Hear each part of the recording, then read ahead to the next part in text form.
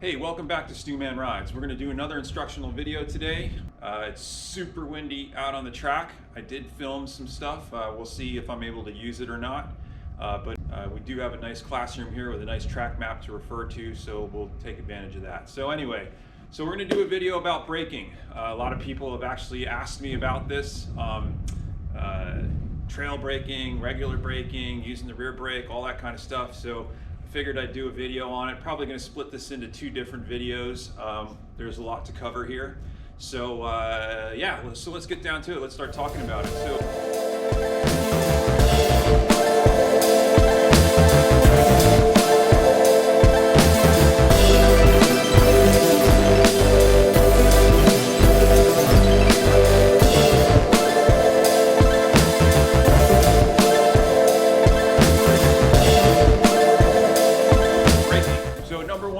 Front brake versus rear brake on a road race track. Personally, I don't use the rear brake a whole lot. Doesn't really do much when you're trying to slow yourself for the corner. I'm sure I'll get all sorts of comments about that. Yes, I know it's a useful tool. Yes, I know it can help you settle the chassis going into the corner. Yes, I know it can help you tighten up your line mid-corner and all that sort of thing.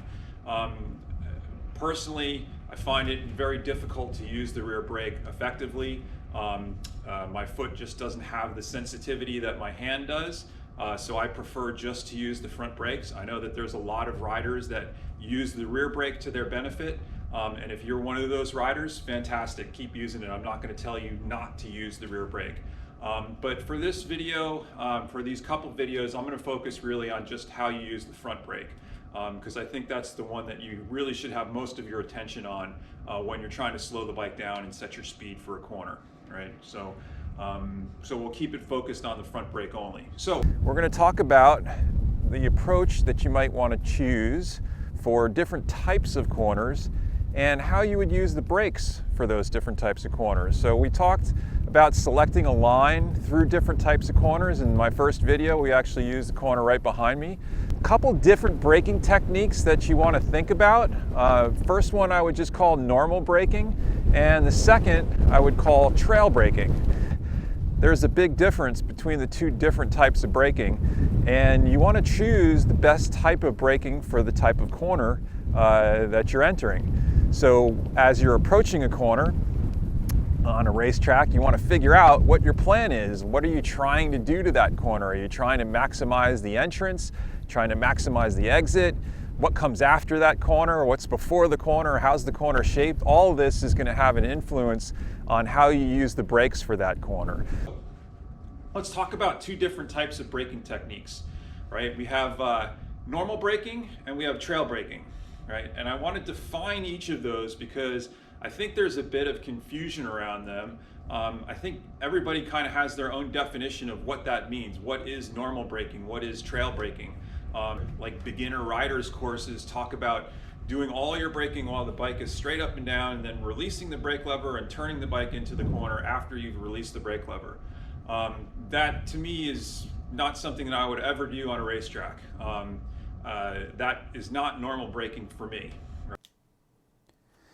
So when you're riding a motorcycle in a straight line and you grab the front brake, the front suspension compresses. When you release the front brake, the front suspension extends. If you were to ride a motorcycle into a corner without touching the brake, when you turn the motorcycle, you're placing an additional load on the front tire, creating friction there, and the front suspension will compress. So if you're riding into a corner and you're braking while you're straight up and down and then releasing the brake before you actually turn the motorcycle, what's happening is the front suspension compresses when you grab the brake, it extends when you release the brake, and then it compresses again when you turn the motorcycle. So you get this pogoing effect as you enter the corner. Right, so and then I've heard other schools, other people talk about or expound on the virtues of trail braking, and you have to trail brake every corner, and you should be braking all the way to the apex in every corner, and you have to trail brake every corner if you want to go fast. And I probably disagree with that as well. And I think it may be just because of the way I define trail braking, in that I'm not using that technique in every corner. I don't think it benefits me in every corner. So we might be discussing semantics here, but Semantics? That's like antivirus, right? Never mind. So semantics. So anyway, yeah, so let's define the terms first. So number one, normal braking. So normal braking to me is entering the corner, you're doing most of your braking while the bike is straight up and down. You are doing your hardest braking while the bike is straight up and down. And then as you turn the bike into the corner, you're releasing the brake lever at the same rate that you turn the bike. And so by the time you hit the lean angle that you want for that corner, the brake is completely off, right? So you're turning the bike and you're releasing the brake at the same rate, so you get to the lean angle you want, the brake is off. So you're trying to kind of keep the weight on the front wheel as you turn the bike, and you're replacing that weight with cornering force. So you load the front when you use the front brake, and then you load the front additionally as you turn the bike into the corner. So if you can kind of balance out those two forces and keep the brake lever on while you're turning the bike, but once you get your lean angle established, you're completely off the brake. So that's what I would consider normal braking. Right, so to me that's normal braking, and that's what I would do in most corners, or at least in the corners that normal braking is going to benefit me. So the difference between normal braking and trail braking for me, and the way I'm going to define it is, with trail braking, I have that brake lever on somewhere past the point where I've established my lean angle for the corner. So if I'm going into the corner and I'm braking, I hit the lean angle that I want and I'm still braking somewhere past that, then that to me is trail braking, because I didn't release the lever when I hit the lean angle I want, I'm still on the brake. So I'm trailing that brake off somewhere past the point where I've already got the bike turned, right? So I've got the bike turned as much as I need to get it turned for that corner, but I'm still braking and I'm setting my speed deeper into the corner, right? So my slowest point for the corner, somewhere past the point where I've actually established my lean angle. So that to me is trail braking, right? And so trail braking only applies or only benefits you in specific types of corners, right? And normal braking only benefits you in specific types of corners. I would say that the majority of the corners are corners that you would use normal braking on most racetracks, right? Chuck Wall actually might be an exception. There's an awful lot of corners here where you trail brake.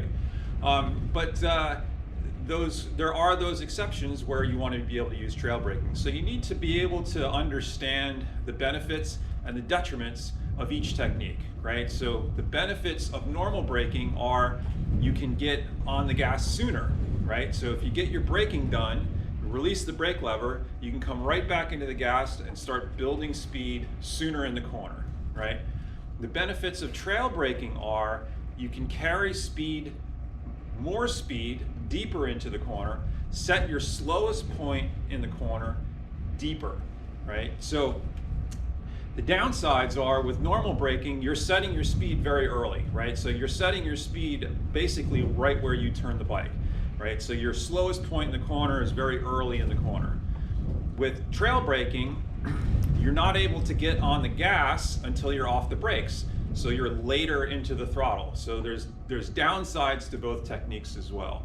The other big downside to trail braking is that you're asking more of that front contact patch, and you could say that it's a bit riskier, right? Because if you're carrying a lot of lean angle and you're still on the brakes, you have to be very careful with how much brake you use when you have the bike leaned over. Obviously, if you overwhelm the front tire, you can lose the front and fall down, right? So you could say that trail braking is a little bit riskier, but yeah, I don't know that that's a huge detriment anyway. There are some real big benefits to trail braking. So as I said, some corners, trail braking works great.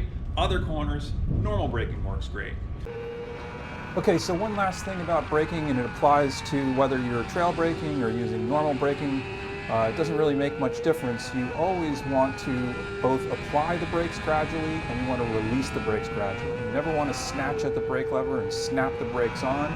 You never want to just pop the brake lever off and just let it go, right? So if you snatch the brake lever on, if you grab it too abruptly, it's going to compress the front suspension all the way down. You're going to bottom out the front forks and your traction is reduced. If you let the brake lever go abruptly, the forks are going to spring back Hopefully you have some rebound damping in there, but in any case, if you just let the brake lever go, the forks are going to rebound at a much faster rate than if you release the brake gradually. So if you want to be smooth, you want to try and grab the brakes in plenty of time so that you don't have to rush. You want to be able to grab the brakes and apply them gradually and ramp up to your hardest braking, and then release the brakes gradually, and you're not just letting them go as you turn the bike. So you always want that braking to kind of look like a bell curve, and that's really the optimum. So that applies to either trail braking or normal braking. So I think that's going to do it for this video. I'm going to do some additional videos, and we're going to talk specifically about normal braking and what corners that best applies to. We'll talk about trail braking and what corners that's best suited for. I have some on-bike video, and I can kind of show you using both techniques focused in on the brake lever and that sort of thing.